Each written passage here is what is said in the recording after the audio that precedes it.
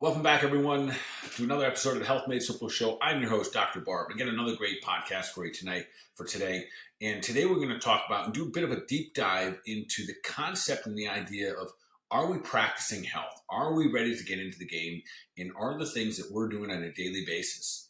We're practicing something, no doubt about it. You're practicing maybe to be healthy. Maybe you're practicing to not be so healthy. But either way, we'll do a little deep dive to that. And for the most part, philosophically, add a little bit more value or depth to that conversation in the sense of how important is it how we're practicing. So oftentimes in sports, whether it be in mixed martial arts, or fighting, or in a football game or a baseball game, we often talk about that we win when we win based on what we do in the gym. So the game is won in the gym, or the fight is won in the gym. And what we mean by that is it is really how you prepare for anything, especially when it comes to athletic competitions.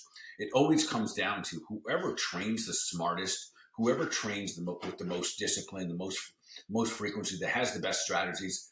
They're usually the ones that win the fight, that win the game come game time.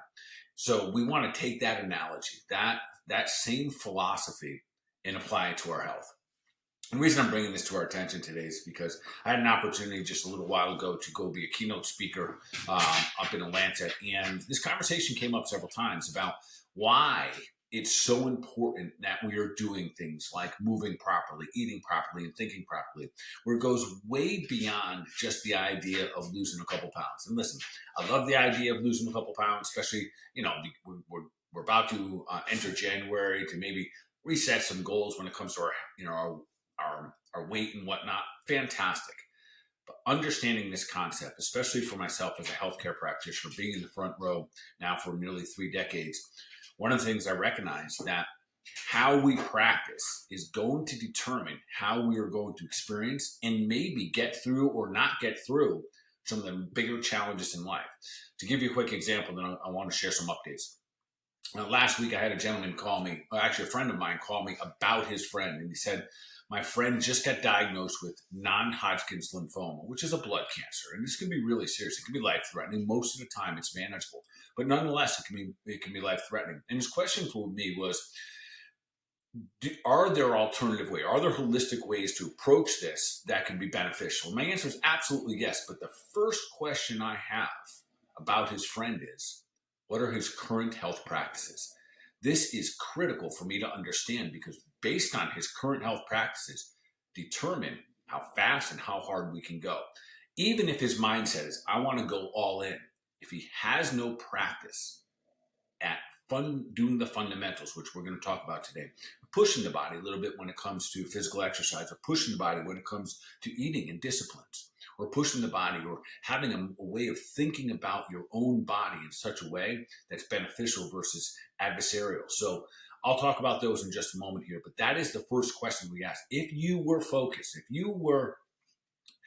you had to be dealt something tomorrow, let's just say it's beyond, this could apply to like a head cold, or a flu, or anything like that. Really, how you practice is going to determine how you experience that head cold or the flu or whatever it's going to be. But how about if we raise the bar? And what if you got diagnosed with something like cancer? And I hate to even bring that up, but the reality is that either you or someone you know or someone you love or someone within your circle, you're going to know someone that gets diagnosed with that. And their ability to manage that, to handle that, to overcome that, most likely it's going to all come down to how well they've been practicing health. And today we're going to break that down in such a way. So keep doing the thing, keep sharing it out, keep spreading love, because what we do on a day-to-day basis, we are practicing for something. So in the event that you're looking to level up, this could be a perfect tool for you to help give guidelines to your 2024 strategies and goals and desires that you have for your body and your health. All right, before we dive into that, let me back up just a little bit and talk about a couple updates here. You still have an opportunity to dive in. If you want to cleanse with us, our 2024 cleanse kicks off on January 2nd, and you can still do this. So you could easily just go to drbartcleanse.com. If you do that, you can click on a link and we will send you your cleanse. You'll get all the instructions, everything to do. You will also get dialed in onto our private Facebook page where I will be coaching. There's a community there. I coach every single week. There's a great community there. And I'll tell you something, starting the year off properly or doing, drawing that hard line in the sand when it comes to nutrition, probably the most impactful thing that you'll have for the year. Pushing it down the road, not that it doesn't happen, but it's less likely. So if you even think you're on the edge there, go ahead and jump, just click the button, or you can call our studio, reach out, you can email us, and you can contact us through our website, which will also have our phone number on it, and that's balance30a.com. So you can go right to get the cleanse, and you can just click on Dr. Bart's cleanse, hit the button below, and have it sent out to you, or reach out to us and we'll be happy to set up the details. If you're local, we will have cleanses ready and available for you in the studio. We can send them anywhere and anywhere that you live, which is perfectly fine. Number 2 here, speaking schedule. The speaking tour continues in January, which is fantastic. Whole bunch of new cities this upcoming year, so kind of pay attention. I'll be announcing the best that I can. January 13th, I believe, it's going to be in Indianapolis, which I'm excited for. I've never been to Indianapolis before, so we are going to be in Indianapolis, and again, teaching gut health, how to restore your gut. As all of you know, if you've heard my podcast before, change your gut, you're going to change your life. We'll also be addressing adrenals, how to restore and replenish adrenals, and the adrenals, of course, are the 2 little glands in your body that help increase your capacity to handle stress. So anytime you can fix your gut and your adrenals, you will be another human being, a better version of you. All right. I think those are the only updates that I have for you. So let's dive in a little bit. And again, part of this conversation has happened because I did receive that phone call from a friend the other day. And this, quite frankly, is something that I get exposed to every single day, meaning that I get to observe and have to make decisions as a healthcare practitioner based on what their health practices are. So, for example, let's just say let's say someone you know or yourself have been diagnosed with cancer. If you've been diagnosed with cancer or heart disease, either one of those, the very first thing that they change is diet. And if you have no practice in changing those things, or you haven't ever hunkered down and really, kicked ass, not just kind of got a little better, I stopped ordering French fries as much, or I don't eat donuts now, or I don't have the stack of pancakes anymore. I don't go to McDonald's as often. I don't mean that. I mean hunker down. I mean practice perfection when it comes to only putting nutrients and foods and vitamins and minerals into the human body that are designed to be there. If you haven't had that practice and you get exposed or you get diagnosed with some boogly wiggly thing, it's going to be difficult. And heart disease and cancer are just good examples of one of the first things that anyone will change, any reputable doctor will change immediately is going to be their diet. Now, the degree that which you can change that also is going to dictate your statistical outcomes. And this is what I want you to pay attention to here. So inevitably, if anyone's been diagnosed, I'm going to use the example for my friend, which really my friend's friend, who was diagnosed with non-Hodgkin's lymphoma. When you Google it, which is inevitably this is what we're all going to do, and look at survival rates, we'll say it's pretty good past 1 year, but past 5 years starts to drop off 60%, 70%, maybe even down to 50%. And what I'll tell you right now is those statistics, and I have this conversation with all my clients, that no matter what they're diagnosed, the statistics are based on the normal actions and activities of people out there. And most people are not willing or not practicing health. And also, they're not going to have strategies that are provided from their doctors. It's not part of their typical protocol. Cancer patient isn't really given the true protocol, what vitamins and what herbs, should you be fasting? How long should you fast? All of those things, we'll call it, that could enhance your experience and your total outcome are not going to be given through your practice, through the doctor just treating you for cancer. You're going to have some experience. You're going to have a network. You're going to have people around you that are familiar with those health practices. And that's what today's conversation is about. So as we go through this, I'm going to go through 3 categories: how you move, how you eat, and how you think. Now, I'm going to encourage you, no matter where you are with any one of them, allow yourself to really push the envelope so you have some experience that in the event that you had to hunker down, you can kind of lean back. I've been here. I've done this. I've been able to eliminate sugar and carbohydrates for this period of time. I've been able to exercise. I've been able to teach my body how to break down and build up. So, all right, let's dive in a little bit. We're going to kind of keep this short and sweet, and yet it again might be one of the more important philosophical conversations that we can have about health that, of course, we love a lot of the short-term and sometimes the longer-term gains that we have by our bodies feeling good, looking better. We lose a couple pounds, we function a little bit better, but we're also practicing for the not so light moment, for the darkness. We are practicing for what happens when we have to go through the tunnel. All right, so let's just talk about movement first. So how we move, eat, and think. And these are the three categories. We want to look at our health practices. And again, we're practicing every single day. We are doing something. We have some practice that we are doing.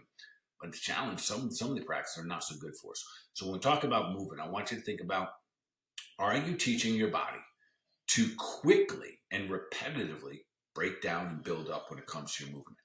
So in other podcasts, I talk about the importance of having physical strength, having endurance, and having mobility. The value of breaking our bodies down, literally, when you go to exercise, I know this sounds awful, but we are literally breaking down tissue. We are breaking down tissue, and we're teaching it how to recover.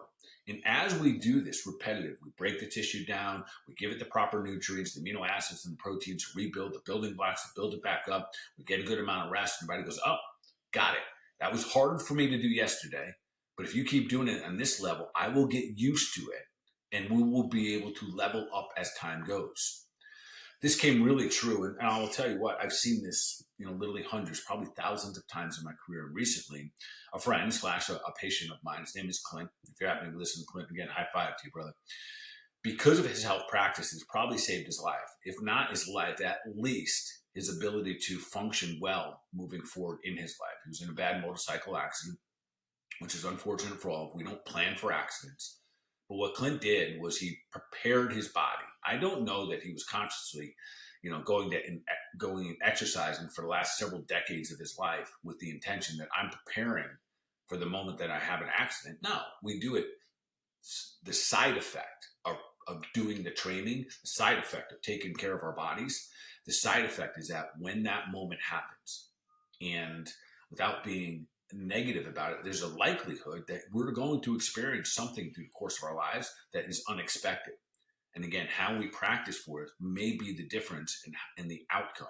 So in Clint's particular situation, his recovery was astonishing. He had broken bones, broken his tissue. I think he had damage to some of his organs. Everything in his body was beat up, and yet his mending time was significantly faster. There's two parts I want to talk about this year. One, when we use our physical body and we are breaking down tissue, one of the things that we do, and this is, again, if you've heard me talk about anti-aging and longevity, this fits right into that category.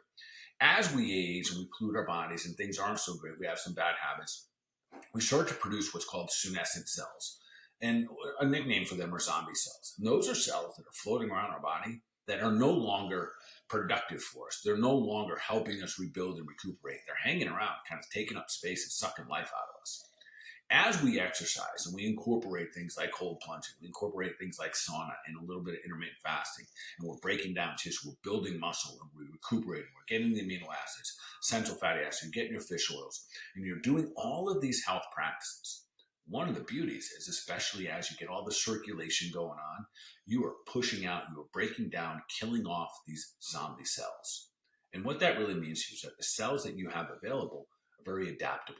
So in the event that you are exposed to something, a virus, a bacteria, a labeling of a diagnosis, or a trauma for that matter, you are in perfect position to defend yourself and repair yourself.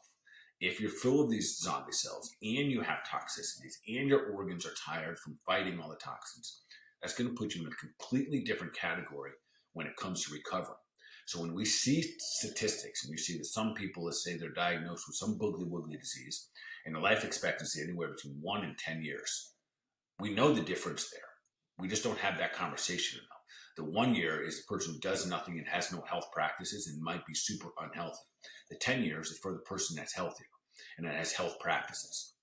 As a healthcare practitioner, if someone comes to me, let's say with non-Hodgkin's lymphoma, first question I'm going to ask them is, well, what are your current health practices? Have you, in the past, especially if we're going to fight something like cancer, when that person's ready, will I absolutely use intermittent fasting to try to starve off or kill off cells, or the weaker, the zombie cells, the senescent cells? Absolutely.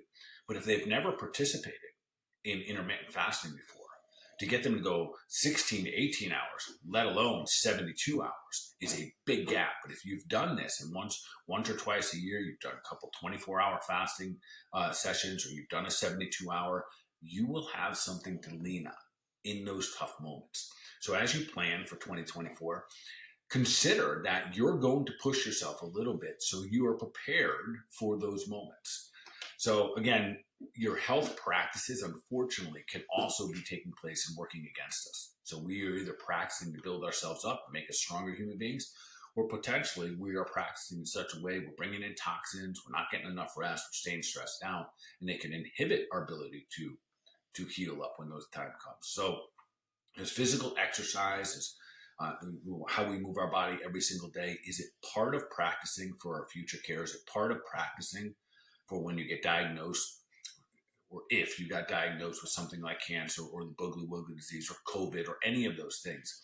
Is how you take care of yourself relevant in those moments? The answer is 100%. Don't ever be fooled or convinced otherwise. And in the event someone that is really healthy gets one of those things, know this: it is not as a result of doing those things that you got unhealthy. It is, but now that you got diagnosed with those things, you are prepared to handle those. Because sometimes the naysayers will say things like, well, Jim was so healthy, I can't believe he got the disease. He got this situation taking place. It's rather, thank goodness Jim is as healthy as he is and as strong as he is. He's going to be able to better manage that situation because he has health practices. All right, let's move into number 2 here. And this is about how you eat. In my recent keynote talk up in Atlanta, we got a big old audience out there. And one of the things I asked them, what do you think the hardest thing is going to be to make changes in a person's life? Do you think it's going to be to incorporate exercise, change how you think or how you eat? And the majority of people talked about exercise. And I told them, no way. The hardest thing for every one of us, no, hands down, this is my clinical experience, not for every one of us. Some of you are already dialed into this, but generally, the hardest thing to get right, and not kind of right, not pretty good, just to dial it in the way that humans are supposed to do it properly, and that is eating. And there's a bunch of reasons for that. The simple reasons that we eat a lot of the times for the wrong reasons. We eat emotionally, we're tired, we're bored, we're stressed. I'm a stress eater. So we have a lot of other reasons for eating other than just nutrition. And therefore, and we do it so socially, we have, especially this is, holiday season, we eat a lot of food for, we just have more snacks in the offices. We have more parties that we go to. We're drinking, consuming more alcohol and sweets and sugar and processed foods. And all of these things are a practice in sickness. They're all a practice of kind of moving our body into a weaker, lesser state than ideal.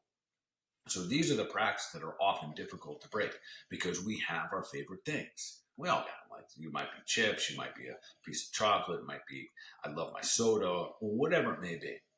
But at the end of the day, we got to ask ourselves, are these things making us stronger? Or are we overlooking that conversation and going right to, but I really, really like these. So you play around with that when you have that conversation with yourself. And yet, nonetheless, ask yourself, my eating habits right now, have I ever practiced hunkering down? So, for example, we are doing the cleanse, I just mentioned a moment ago. I love it for many reasons. One of the best reasons about doing a cleanse or elimination diet or an extended fast is the mental fortitude. Listen, it's not easy. And it's not that the food part isn't easy. It is the fact that we have such a mental block and having restrictions, or restrictions probably isn't the right word. It's really having a defined yeses and nos for our nutrition. We've been so spoiled, and quite frankly, we've gotten quite soft in the sense that anytime we have the subtlest little hunger ping, or we want something sweet, or don't like the way that we feel, we use food and alcohol to manipulate how we're feeling. So that often is the hardest thing. So that might be in 2024, something you put on your radar and you make a commitment, say, I'm going to do a cleanse. Maybe join us for our cleanse. We'd love to have you. Maybe decide that you're going to do a 30-day elimination. Elimination diets, the one thing I would tell you about that, I think they're awesome. A lot of people do like dry January. We just had this conversation yesterday that dry January does not put you ahead. It just breaks you even at best, meaning this: taking away a poison does not make you healthy. It just makes it so you don't have a poison in your body. When we do things like cleanse and we are adding all the whole foods, and you're reestablishing and rehabilitating things like your digestive system, your pancreas, your liver, your gallbladder, For example, that's what we do in the cleanse. So the add-on, the building up is just as important as elimination. Just getting rid of bad guys does not necessarily make us healthy. But nonetheless, elimination diet does flex our disciplines. So if you do something like dry January, fantastic. That's flexing your discipline. I'd encourage you to do some other health contributions. Maybe you're using a certain level of herbs or vitamins or minerals or whatnot. So nonetheless, having some flex, something through the course of the year, how you practice on a daily basis, something where through the course of this year and every single year that you do a hunker down phase. Maybe you've never fasted for 24 hours. Maybe you attempt to do that, or you do that. Or maybe you decide I've done a 24-hour fast, or I'm going to work myself up to 72 hours. And then you get to experience it. And I can't emphasize enough how important it is that you have that experience. One of the reasons I love martial arts so much, and I'm going to share this little story with you, and I think a lot of you can be able to relate to this, even if you don't practice martial arts. So when I first got involved with Brazilian Jiu-Jitsu, when I go there, I was always nervous. And I'll tell you, everything about Jiu-Jitsu is hard. It's very difficult. It's hard. You're always getting kind of beat up, no matter what level you're at. When I first got involved, at the slightest sense of I'm in trouble now, if someone would grab my neck in a certain way and it start to hurt a little bit, I'd tap out. And I would tap out because I thought I was in a lot of danger. I thought I was in a lot of trouble. But what I learned over the years is that was just a preconceived notion. I just didn't have the experience.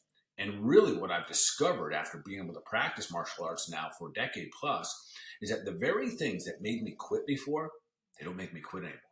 Now I know, yes, I'm uncomfortable, but I'm not in danger. I'll tell you what, folks, this has a direct application to many of the things that you're doing in your life. Many people, the moment you get a little bit hungry, the moment you get a little bit emotional because you get what we call hangry, you're hungry and a little angry at the same time, you quit and you go to food right away instead of working through it. I'm going to encourage you, do it with your doctor, work with someone, work with me, I'd love to. Figure out how to work through those moments so you don't tap out too early. The very things I was tapping out from 10 years ago, I wouldn't even consider tapping out from now. Not because I got tougher, I got smarter. I had those experiences and I realized that they didn't kill me. I didn't break down. I was able to manage through them, but I had to have those experiences. What also became critical there was having a coach. I had coaches and other teammates that were around me that said, "Nah, you don't need to tap out there. You're okay there. I know you're uncomfortable, but you're okay." And that leads us into a very difficult conversation about making sure you're setting yourself up to win. When it comes to our health, and especially eating, and especially this time of year, you got to do a little bit of scan of all the people around you. And are the people around you, including yourself, so you might have to hold yourself accountable for this one as well. Are you being what I would consider an advocate, or are you being a deterrent for people being healthy, for yourself being healthy? So, for example, are you showing up at a Christmas party and you're doing really good, you're trying to keep it clean, keep alcohol out, and maybe keep sugar down, and someone's like, "Oh, Bart, just have one cocktail. It's not going to kill you, is it?" I kind of disagree with that comment because I really believe that it is the decision making that kills us. That's harsh to say it that way, but that is the decision to start smoking is the reason that we ended up with the cancers, from smoking. It's not the one cigarette. It's not the 100th. It's not the 1000th. It is the decision that we make that it's okay to start putting toxins into the human body.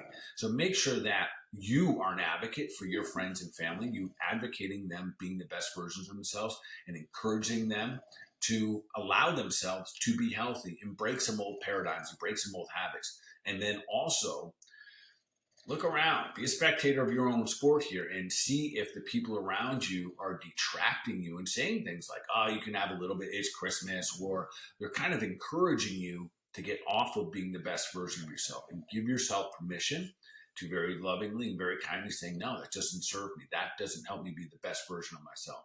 You're going to have to be your advocate in beginning. And then as you surround yourself with like-minded people who are looking for opportunities to give, to love, to serve, and help each other become the best versions of ourselves, trust me, that is an awesome place to be. And in the beginning, I encourage you not to do it from judgment, meaning that you're not judging your coworkers, your family, and your friends if they're doing it wrong and you're doing it right? Recognize just what serves you best. So when it comes to, again, moving, we absolutely are practicing every day, but breaking down tissue, building up. So which means often we gotta lift some weights. We gotta literally do some hard stuff to teach our body how to recover faster, to break things down and to build up. And therefore, if you ever have an injury, you will learn, you're teaching your body already how to break down and build up. That's how I can judge for athletes. It's why athletes recover faster.